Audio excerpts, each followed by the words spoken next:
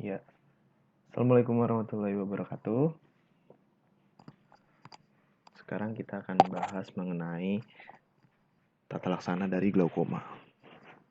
Kemarin kita sudah bahas glaukoma, apa itu glaukoma, jenis-jenis glaukoma, klasifikasinya. Sekarang kita akan bahas mengenai tata laksananya secara spesifik.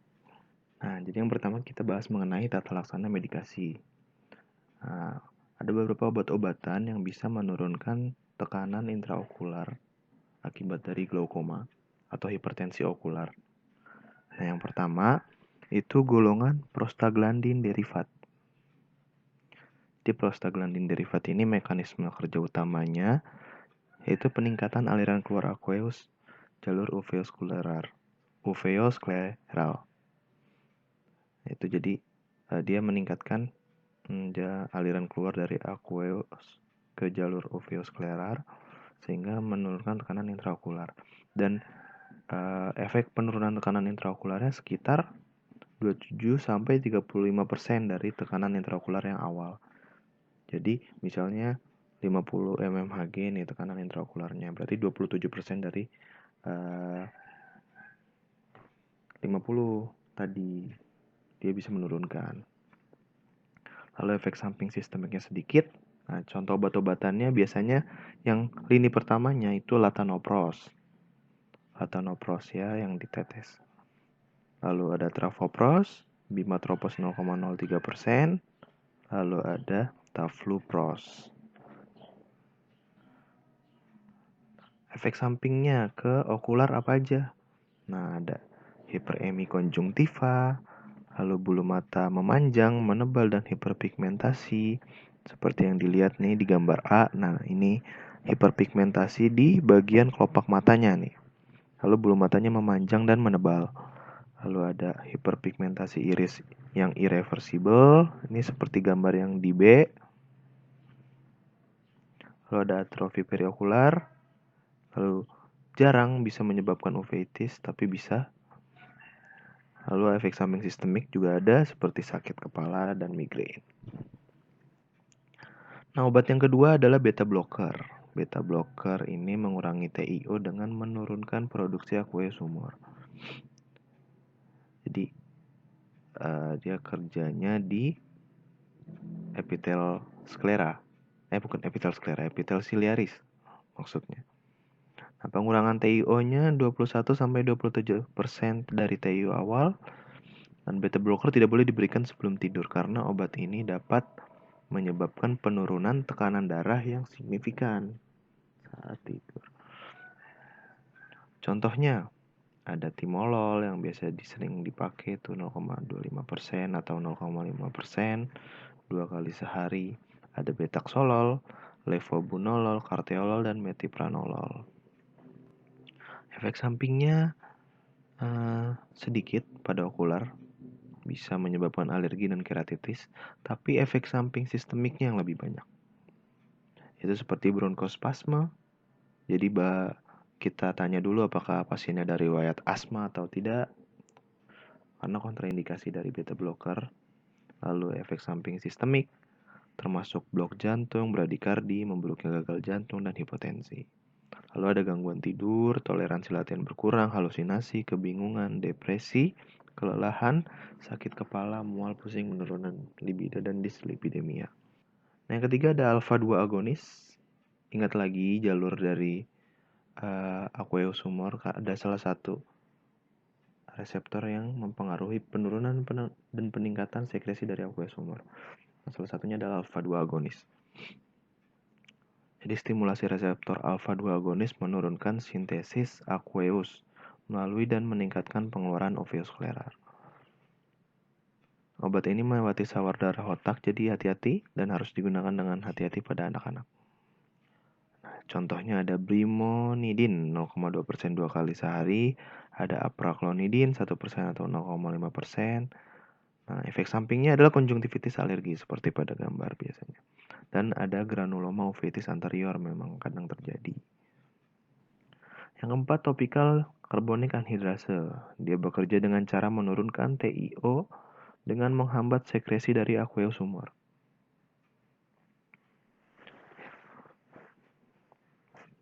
tadi dia karbonik anhidrasa ini juga salah satu enzim yang mempengaruhi dari sekresi aqueous humor ya. Lalu secara umum kurang efektif daripada beta blocker. Penggunaan topikal dan sistemik dari karbonik anhidrasa inhibitor ini relatif dikontraindikasikan pada pasien yang alergi terhadap antibiotik sulfonamid. Nah, contoh obat topikal karbonik anhidrasa adalah dorzolamid dan midazolamid. Efek sampingnya bisa menyebabkan blefarokonjungtivitis. Yang kelima ada obat miotik, yaitu agonis kolinergik yang sebagian besar digunakan dalam pengobatan sudut tertutup. Karena miotik ini akan mengurangi dilatasi dari pupil. Nah, tadi ini ya, jadi miotik mengurangi TiO dengan kontraksi otot ciliaris yang meningkatkan fasilitas aliran keluar aqueous melalui anyaman trabekular. Nah, contoh obatnya ada pilokarpin dan carbachol. Yang keenam ada karbonik anhidrasa inhibitor yang sistemik, yang tadi topikal sekarang yang sistemik. Umumnya digunakan untuk jangka pendek pengobatan, terutama pada pasien dengan glaukoma akut. Dan efek sampingnya pada okular ada efuskoroid, lalu pada sistemiknya ada parestesia, hipokalemi, penurunan mood, gejala gastrointestinal, batu ginjal, sindrom Stevens-Johnson jika ada alergi, lalu penekanan sumsum tulang terkait dosis, dan idiosinkratik anemia aplastik. Sangat jarang tapi dengan mortalitas 50%.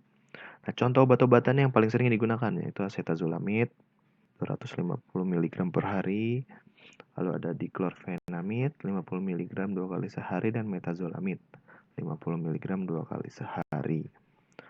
Yang ketujuh, yang terakhir ada osmotic agent.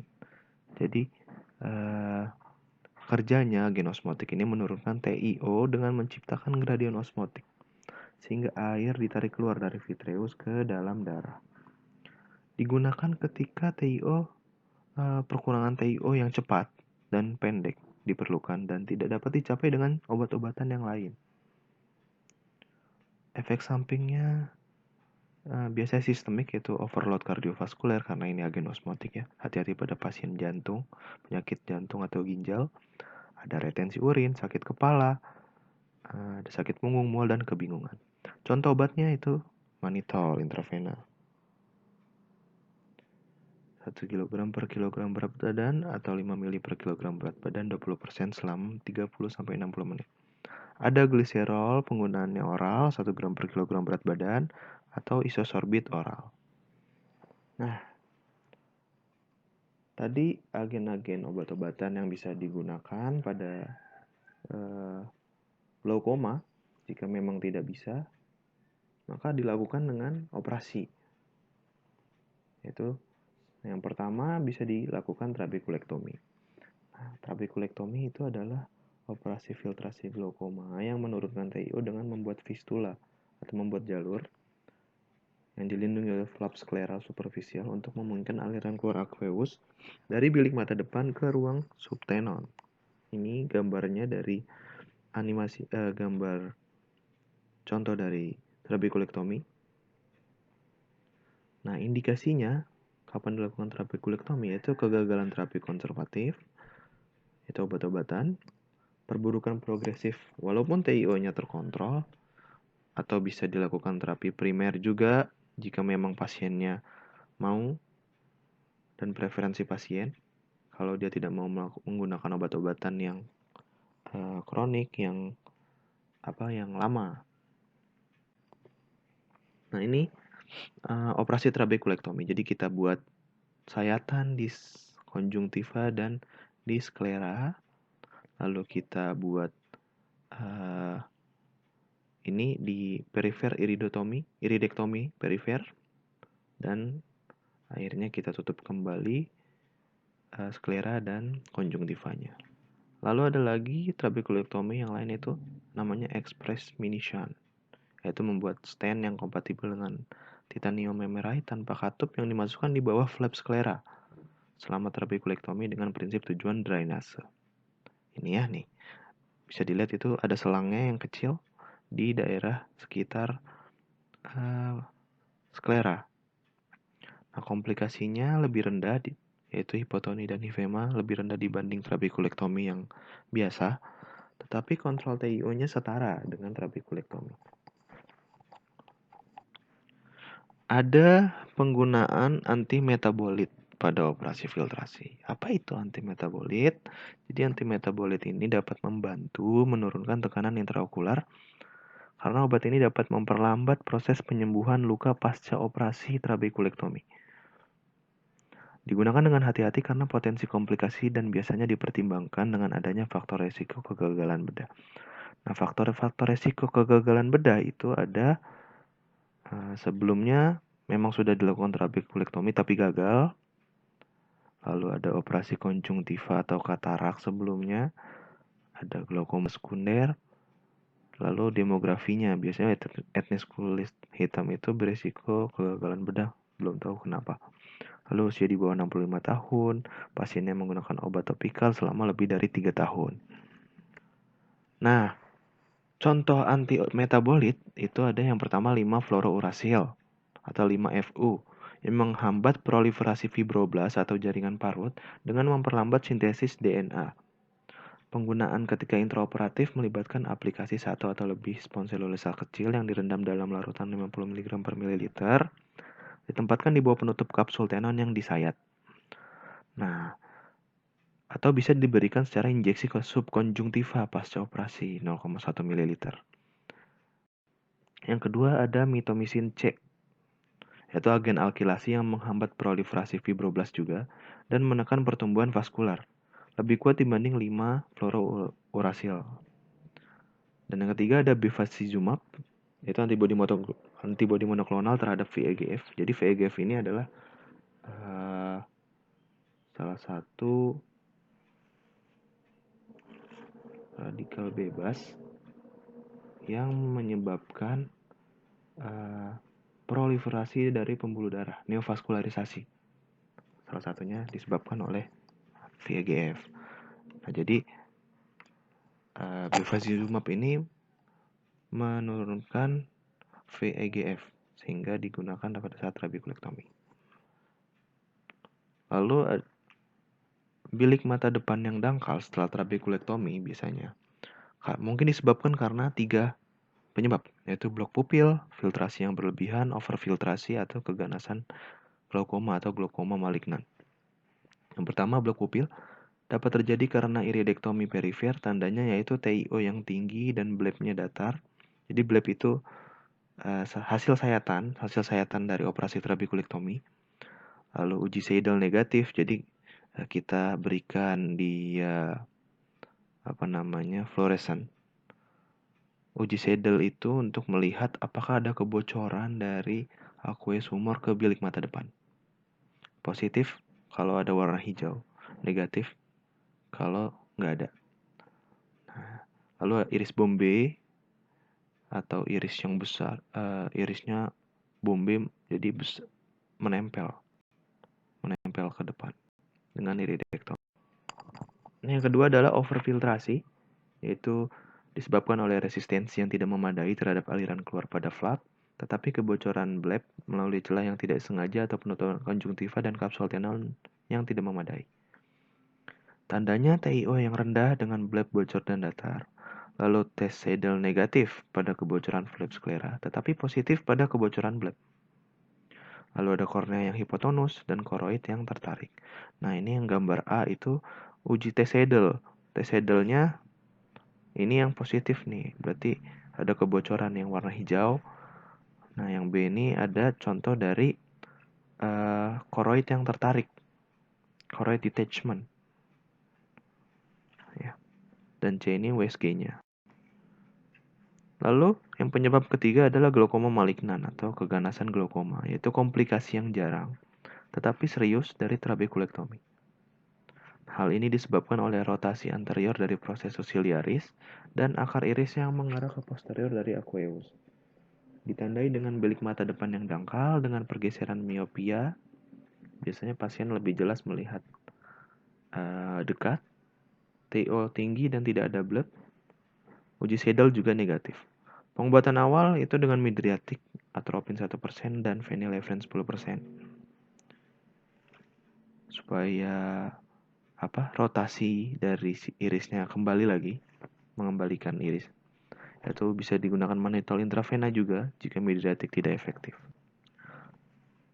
Lalu selain trabekulektomi ada non-penetrating glaukoma surgery.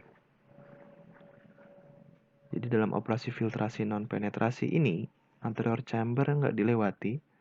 Kalau tadi trabekulektomi itu dilakukan iridektomi, sklera.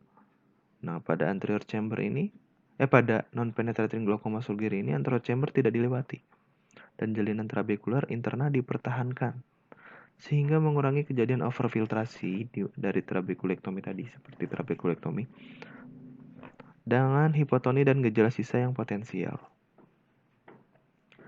Indikasi utama untuk operasi non-penetrasi itu adalah POAG, primary open angle glaucoma. Meskipun glaukoma sudah terbuka yang lain seperti glaukoma sekunder mungkin juga bisa dilakukan. Nah, ini operasi dari non-penetrating glaucoma surgery. Jadi kita buka dulu dari skleranya, tapi nggak ke iris, nggak ke iridektomi. Jadi dibuat sayatan dari sklera tapi lebih dalam. Nah, yang ketiga ada minimal invasive glaucoma surgery atau MIGS. Yaitu istilah yang diterapkan pada berbagai implan dan teknik yang bertujuan untuk menurunkan TIO dengan resiko bedah yang lebih kecil dibandingkan dengan bedah glaukoma yang tradisional seperti trabekulektomi. MIGS umumnya dikombinasikan dengan operasi katarak. Nah, kapan dilakukan MIGS? Yaitu glaukoma ringan sampai sedang, di mana laju penurunan bidang visual lambat dan target tekanan sasarannya sederhana, 15-17 mm air aksa. Jadi, MIGS ini bisa menurunkan TIO tapi nggak besar, hanya kecil. Jadi, yang bisa dilakukan yaitu yang glaukoma ringan sampai sedang aja. Nah, dalam kasus tertentu dikombinasikan dengan operasi katarak, vakuemulsifikasi, dan IOL untuk mengurangi kebutuhan akan obat topikal. Nah, ini contohnya dilakukan minimal invasif glaukoma surgery. Jadi dilakukan sayatan pada kornea kecil sekali. Nih pada A nih, hanya kecil nih, hanya seperti titik. Pada B dan C ini juga kecil. Nah, yang terakhir ada drainage shunt, yaitu membuat jalur antara ruang anterior chamber, dan ruang subtenon melalui tabung yang melekat pada episklera. Nah, indikasinya itu jika ada jaringan parut pada konjungtiva yang parah, jadi tidak bisa dilakukan operasi yang lain. Lalu glaukoma yang tidak terkontrol meskipun telah dilakukan trabekulektomi sebelumnya, atau glaukoma sekunder dengan trabekulektomi rutin, atau jenis glaukoma kongenital tertentu. Ada beberapa komplikasi dari drainage shunt, yaitu drainasi yang berlebihan dari shuntnya, lalu ada enkapsulasi bleb, malposisi dari drainasenya, erosi tabung, penglihatan ganda, dan endotel kornea bisa menghilang. Nah, sekian tata laksana dari glaukoma. Mudah-mudahan bisa memberikan ilmu yang lebih banyak pada kita semua. Terima kasih. Assalamualaikum warahmatullahi wabarakatuh.